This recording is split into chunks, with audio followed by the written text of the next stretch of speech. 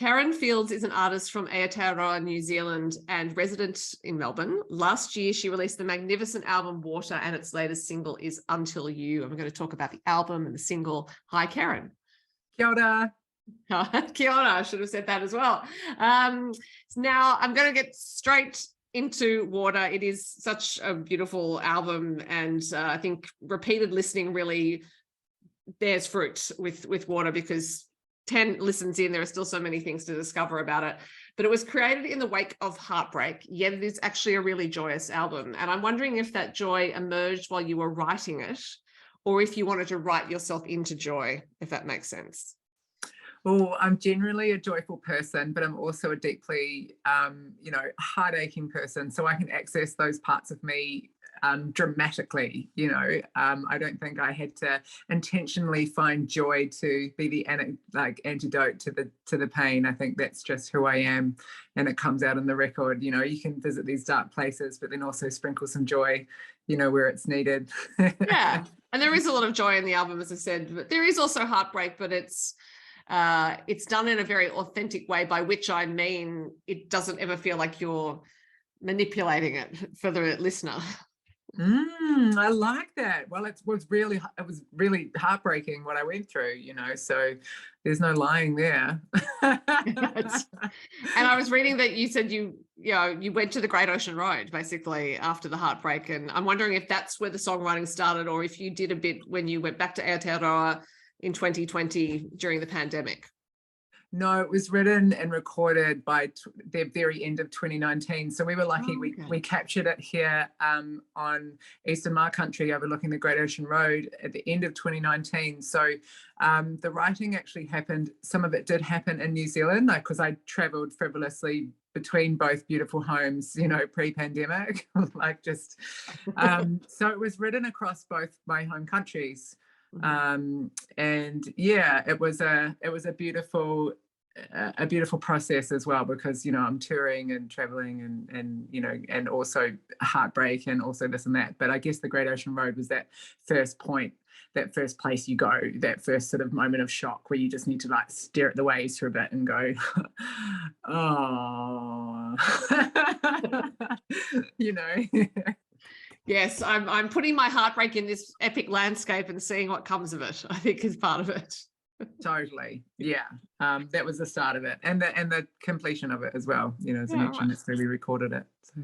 Now, you did mention traveling, and I also understand that you did a bit of travel in Canada, and a lot of your travel has involved a camper van. So you clearly like to be on the road. I love being on the road. I love being on the road. I've just been obsessed with vans since I was a teenager. I was like, as soon as I can get a van, I've got to get my license, and then I've got to get a van. Yeah. So did you have that wanderlust from teenage years, or was it from even earlier as a child? I think at teenage years was when I sort of respected it and recognized it. But my grandparents are frequent caravanners, and I mean not just for joyous holidays, like actually living on the road. And my mum lives in a caravan with her wife by the sea. So I come from a family of travelers, and those that kind of explore life on the road. So inspired by that, I guess, but mainly because I knew that music and a life on the road, the world was out there. I grew up in a small town, no one leaves town. And I also, was navigating some really interesting illnesses in my teenage years. So the concept of freedom and getting out and something that could take me from this place to the world was like, right, it's got to be a van. Yeah, for practical purposes, one needs to live as well as travel. Well, they can be fun, they're quirks. And you mentioned that you have two homes, Australia and New Zealand. Do you feel that being on the road, it helps to have that sense of home, so that if you do need to return to something, it's there? Absolutely. I'm so lucky. My dad and family still live in my hometown, and I have, little ones growing up there, nieces and nephews, and I always feel like I have my hometown. So that's my first point of call. That's like, my whakapapa, my heritage, where I'm from and who I am. And then I have this wonderful home and community and here in Australia that from a musical perspective and from an understanding, and that camaraderie and the traveling and the touring and the artistry exists here. So I have this glorious base to come back to. And, you know, that's just, I just feel so privileged, and I really am. I'm really lucky. Mm. And in your song Queenie, which is on water, there is a line saying, I'm a queen of the road, which we've established is true. But there's also the next line, I need earth, I need air. And there is so much on the album that is about the natural world.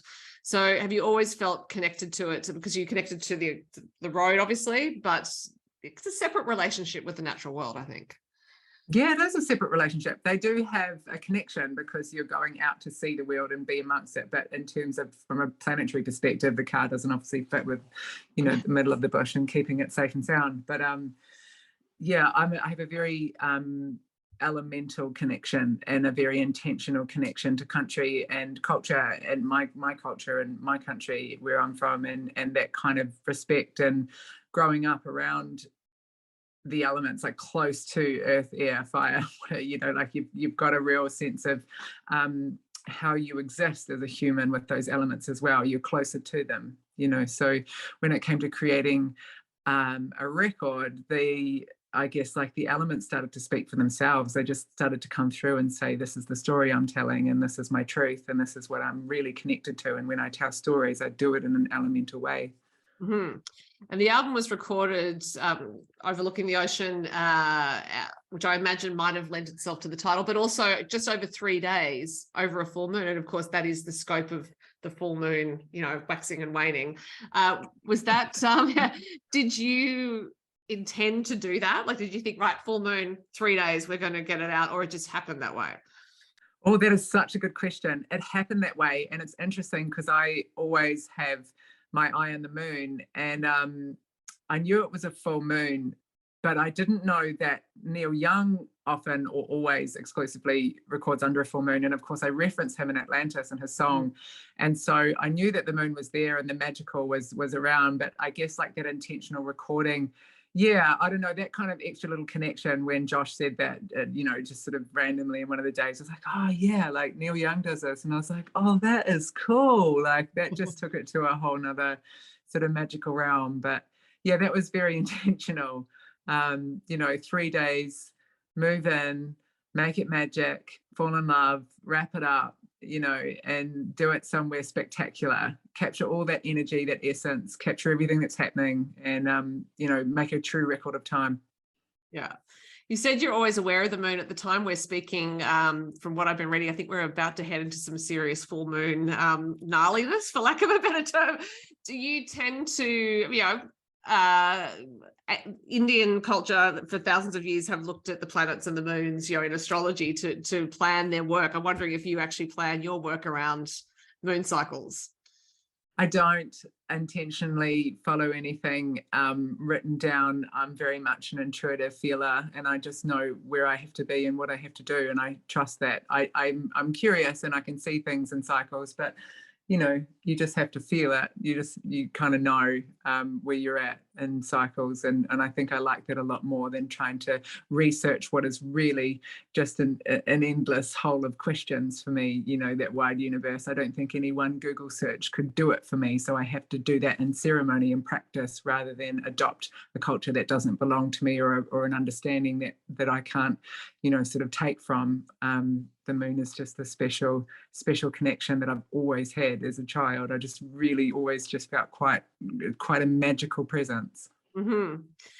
And of course there is an established relationship, I guess, well, established for some creative people, between the natural world and creative practice. The idea that one would go out for a walk, try to solve a creative problem or get an idea. So even though these elements have come through on this album, but do you have that sort of relationship with nature where it will prompt you, like you might go for a walk if you need inspiration or if you're solving a problem?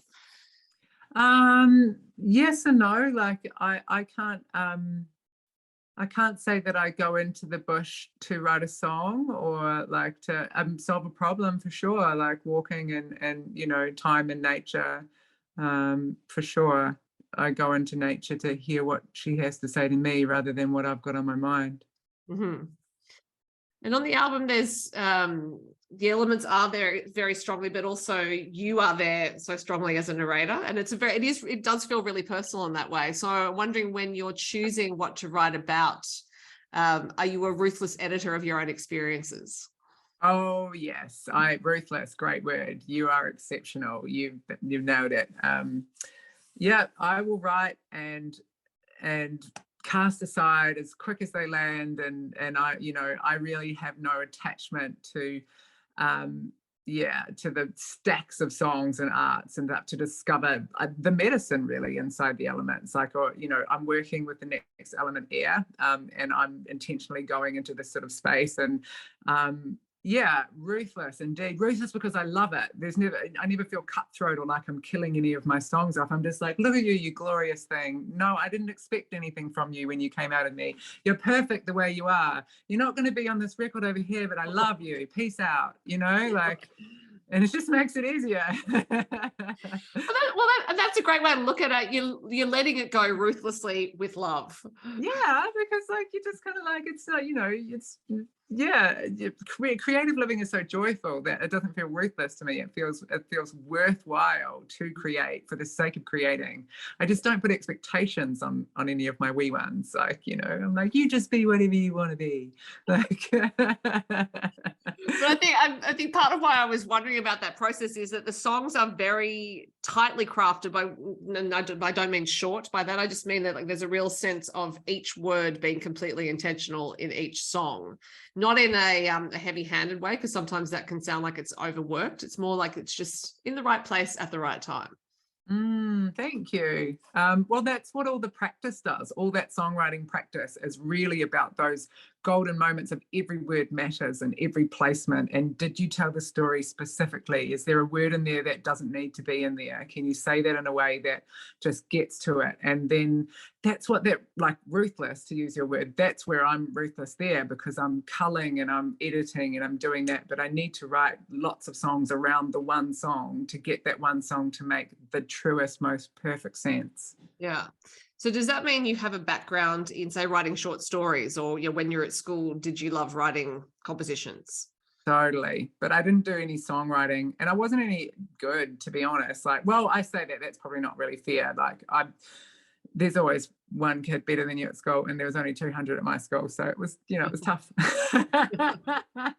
No, I love writing. I love poetry. I love chatting. I loved expressing my feelings in words. That's always been the case. I've kept a full-time journal since age 11, so I've just had this library of thoughts from all my years.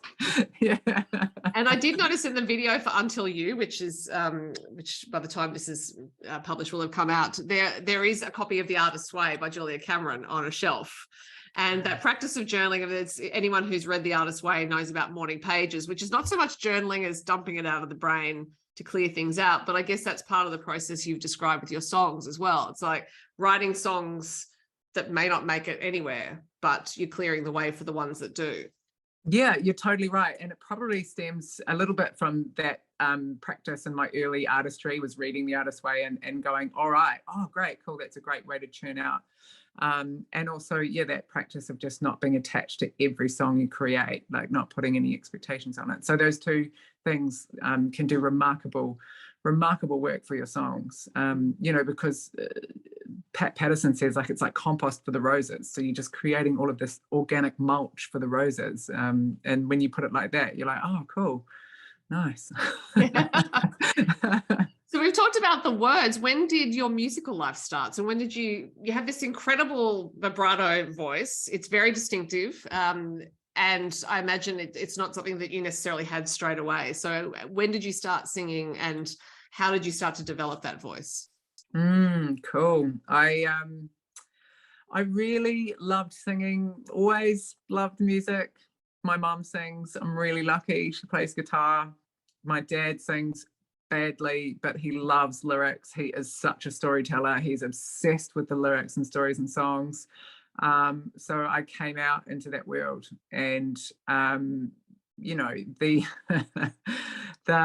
the finding of my voice took a lot of time. I imitated artists, I tried to find a voice that was more feminine, or like, you know, I'm also 6'3". I'm a very interesting vessel of a human.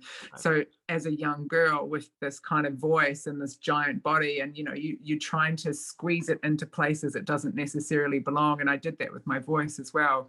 It took me a long time to find that true sense, but I think once I moved over here to Australia, I saw a great I guess community of voices. I heard a great community of voices and different styles and sounds that were out of that sort of mainstream pop world that I'd been subjected to my whole sort of life. And it was like, oh, that's when I started to just sing and just be okay.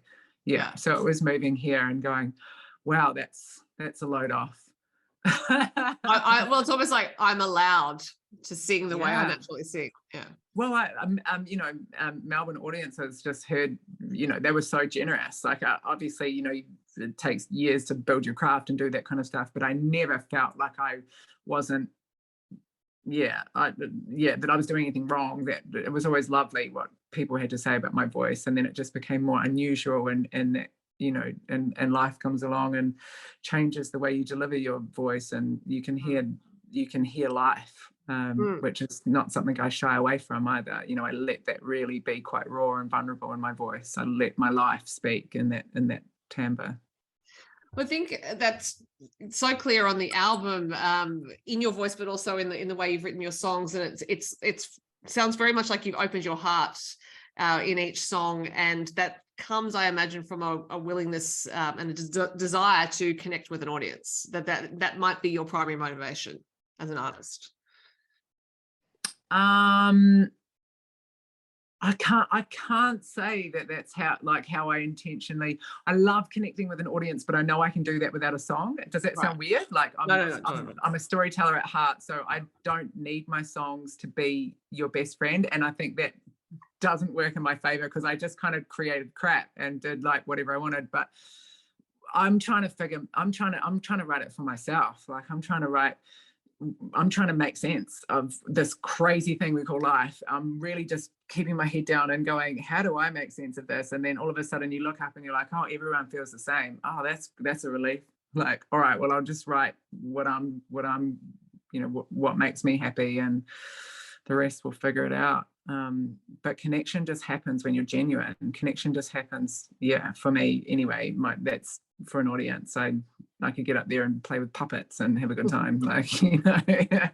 But music is different. Music is, for me, it's tonic, it's medicine, it's very sacred. It's not something I do to try and manipulate you or make you feel anything on purpose. It's totally about me going, this is the authentic story that I'm telling, that the song deserves my absolute truth. And I love what you said about how you don't need your songs to be our best friends, because it also suggests that, you know, you're at a point creatively where you're not worried about what other people are thinking or saying. It's just like, as you said, this is for you, and other people's reactions are nothing to do with you. Totally. And that goes with all of life, you know, and when you've lived on the fringe of life and being reacted to by, let's say, mainstream society, you realize very young on, like, I don't fit. And so that just hurts trying to fit in. And lucky for me, I got to realize that early. So I had a lot more practice at being fabulously myself. Well, what a wonderful idea. I think we should all put some more practice into that. And someone who I think is fabulously herself is Freya Josephine Hollick. There's my segue, because you are playing a Christmas Eve show with her. Yes. In Melbourne. I wish I lived in Melbourne so I could go to it. That should be a lot of fun. It is so cool. I've got a record right here. This is not planned, by the way, but I love Freya. She's my twin. I'm so excited. We're gonna put on the most sizzling Christmas show that ever did Christmas. So excited. Will there be tinsel? Will there be, you know, candy canes?